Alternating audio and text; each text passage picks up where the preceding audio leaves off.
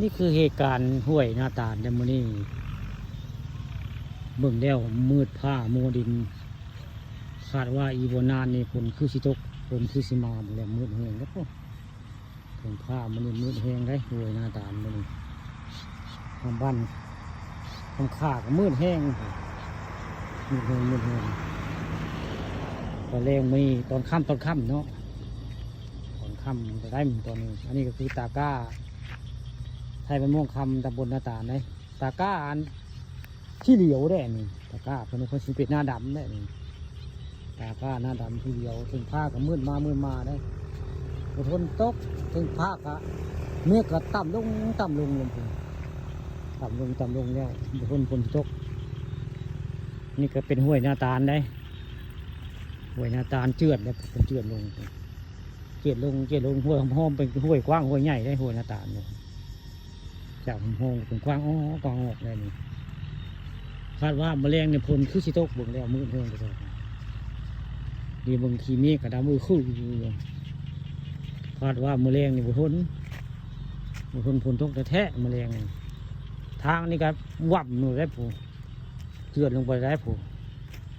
เอาไปมาสิบุเรือทางก็จะเป็นตะห้วยหมดแล้วเบิ่งแล้วผู้ข่าเบิ่งท่าทีแล้วห้วยนาตาลนี่ห้วยนี่สิทางก็สิบเป็นทางแล้วสิเป็นห้วยเบิดเบิ่งแล้วนี่เบิ่งท่าบางทีแล้วห้วยนาตาลนี่มันเจือนลงคู่มือเบิ่งเมฆกระพูดำลือคือมาบุทนแมลงนี่คาดว่าพยากรณ์อากาศเนาะฝนตกแน่แมลงในบ้าน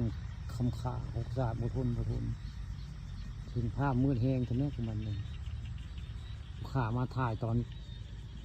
อนค่ำได้ตอนค่ำเนาะตอนค่ำได้นี่ตะเวนตกก็ได้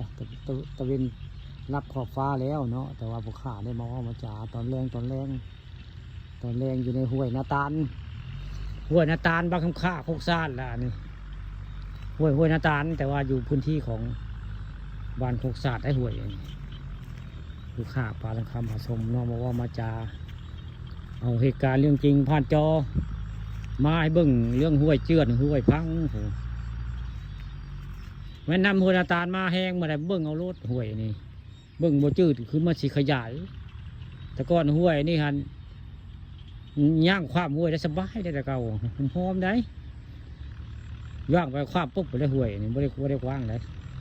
บ้านนี้ขยายด้วยข้างห้วยเจือนมันเร็วกว้างกอง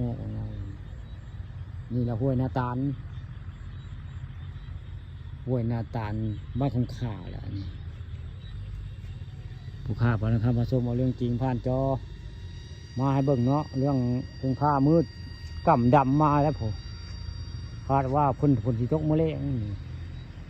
ผู้ข่าปานะครับมาชมเอาเรื่องจริงผ่านจอ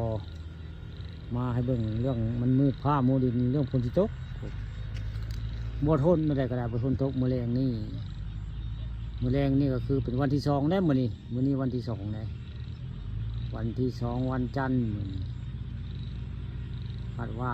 ฝนสิตกแน่นอนเมฆก็ต่ำลงเลยนะเมื่อกับฝนก็สิตกแล้ว